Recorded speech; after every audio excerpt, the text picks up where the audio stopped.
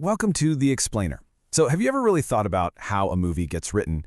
It's not just about coming up with a good story. It's actually this constant tug of war between two totally different things. The rigid science of a blueprint and the fluid art of a masterpiece. Let's get into it. Every single movie you love started its life looking something like this. A simple title page, right? Just a title, the writer's name, and then about 100 pages of text. But what's in those pages? Well, a screenplay isn't just a story. It's something way more complex. It's this really fascinating, kind of strange hybrid. I mean, think about it. On one hand, it's a technical blueprint with super detailed instructions for a massive crew.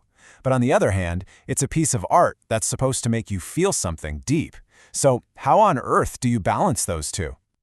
To really get a handle on screenwriting, we've got to look at both sides of that coin. First, we'll dive into the science of mastering that blueprint, and then we'll get into the art of finding a character's voice. Okay, let's start with the science.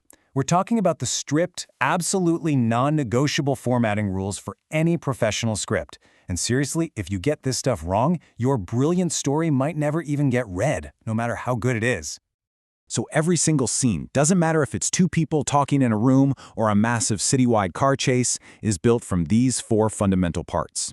You've got the scene heading, which tells you the location, the action, which is what's happening, and then, of course, the character and their dialogue.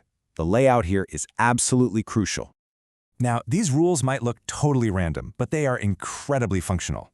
The specific font, 12-point career, and the exact margins create this amazing industry-wide rule of thumb. One page of script equals roughly 1 minute of screen time. It's a production tool built right into the writing itself. And even the tiniest details have their own specific formatting.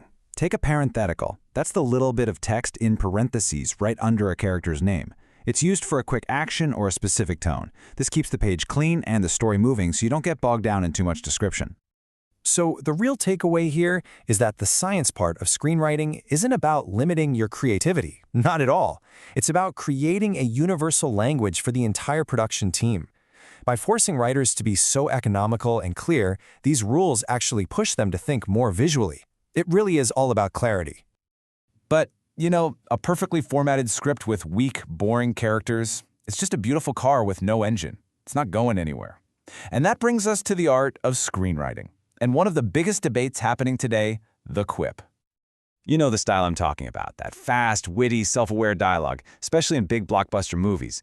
But what is it that makes some of those lines so incredibly memorable while others just make you cringe? What's the secret sauce? Okay, this explains the difference perfectly. In The Avengers, when Black Widow lays out all of Loki's crimes, Thor's deadpan response, "He's adopted," is absolutely hilarious. Why? Because it comes directly from who he is as a character. Now, compare that to a random Fortnite joke in Endgame. It's fine, but it feels like a lazy pop culture reference, not a true character moment. Anyone could have said it.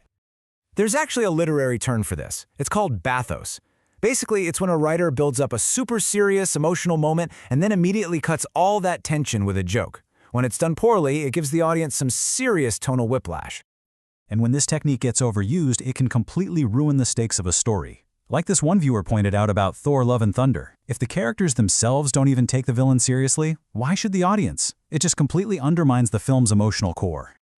So what's the lesson here? Well, for a quip to really count, it has to come from the character. It has to respect the tone of the scene, and maybe most importantly, you have to let serious moments be serious.